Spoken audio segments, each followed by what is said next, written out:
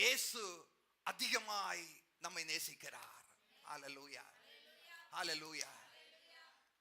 When you are in sick bed, nobody will come and see you because you are in ICU. Nobody is allowing, allow பண்ண மாட்டாங்க. You are alone, you are alone, you are alone. Still the lover of me will come into that bed. Hallelujah. அந்த அறையில யார் வருவார்?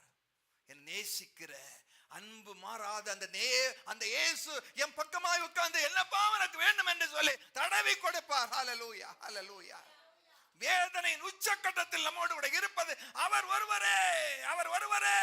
நண்பர்கள் தூரமாய் போவார்கள், பெற்றோர்கள் தூரமாய் போவார்கள், ஈவன் மனைவி கூட நம்மை விட்டு தூரமாய் போய் விடுவார். ஆனால் என்னை விட்டு விடாத ஒருவர் இருக்கிறாரே, என் மேல் தயவு கூர்ந்து அன்பு கூர்ந்து பாசம் காட்டி அரவணைக்கிற ஒரு நேசர் எனக்கு இருக்கிறார். ஹalleluya, hallelujah.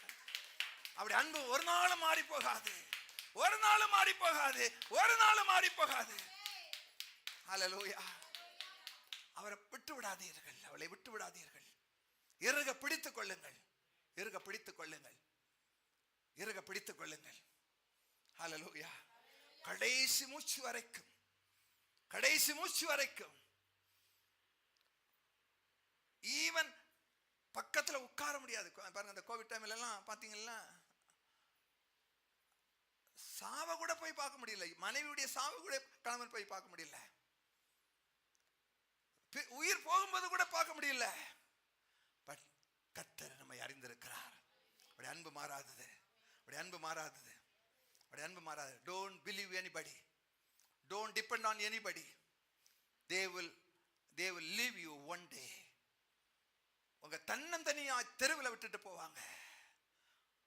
ஆனா தெருவில் விட்டு விடும் போதும் தவிக்கும் பொழுதும் நம்மை தேடி வருகிற ஒரு நேசர் இருக்கிறாரே. ஹalleluya, hallelujah, hallelujah. ஒரு நாள் நம்மை கைவிட மாட்டார். ஹalleluya, praise God, praise God, praise God. எல்லாரும் எழுந்திருப்போமா?